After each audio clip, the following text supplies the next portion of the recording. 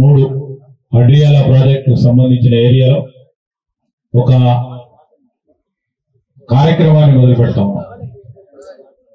ఇక్కడ ఉన్న నిరుద్యోగ యువతీ యువకులకు సంబంధించి 38 కోర్సులను ప్రారంభోత్సవం చేసుకునే ఒక ప్రయత్నంలో ప్రత్యేకించి ఈ ప్రాంతంలో 10th ఇంటర్మీడియట్ డిగ్రీ దానికి తోడు ఇంజనీరింగ్ చదువుకొని టెక్నికల్ కోర్స్ చేసిన వారికి కూడా రేపు మా ఐటీ డిపార్ట్మెంట్ నుంచి చేసుకుందాం అనుకున్నాం.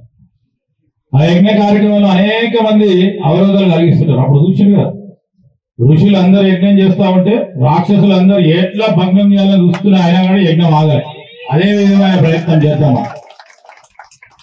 ఆ ప్రయత్నంలో మనం లోపం లేకుండా ముందుకు తీసుకెళ్లే కార్యాచరణ తీసుకుంటాం. ఈ ప్రాంతంలో అభివృద్ధి సంక్షేమానికి సంబంధించి మేము దాన్ని పవిత్రత హృదయంతో ముందుకు తీసుకెళ్తా ప్రయత్నం చేస్తా ఉన్న మా సింగరేణి అధికారులు కూడా.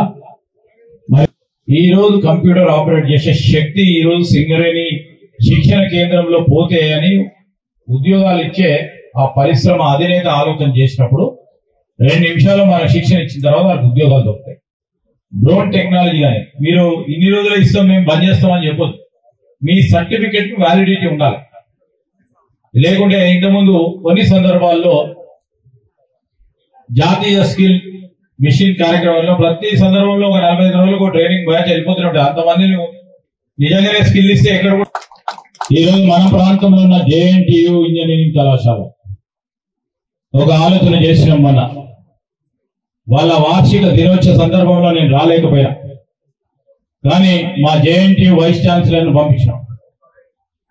ఈ రోజు మళ్ళా ఒక ప్రధానమైన సాఫ్ట్వేర్ కంపెనీ వారితో కూడా ఎంఓయూ చేయించి ఈ సంవత్సరంలో 100 మందికి ఇక్కడ చదువుకున్న పిల్లలకి మరి టాటా కన్సల్టెన్సీ సర్వీసెస్ సంబంధించిన ఇయాన్ సంస్థ ద్వారా మనం మొట్టమొదటిసారి ఒక పైలట్ ప్రాజెక్ట్ చేస్తా ఉన్నాం. అది కూడా జేఎన్టీయు మంత్రిలో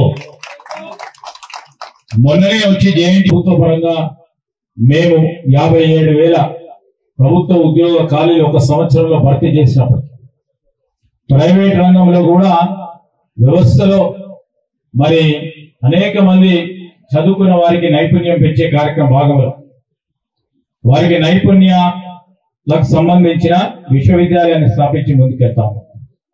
ఆ తరుణంలో ఇప్పటికే రాష్ట్రంలో మేము పెట్టిన యంగ్ ఇండియా స్కిల్స్ యూనివర్సిటీ ద్వారా మరి 4 వివిధ పరిశ్రమలకు సంబంధించిన ప్రభుత్వానికి సంబంధించి అదేవిధంగా పరిశ్రమలకు సంబంధించిన అధినేతలు ట్రైనింగ్ వచ్చి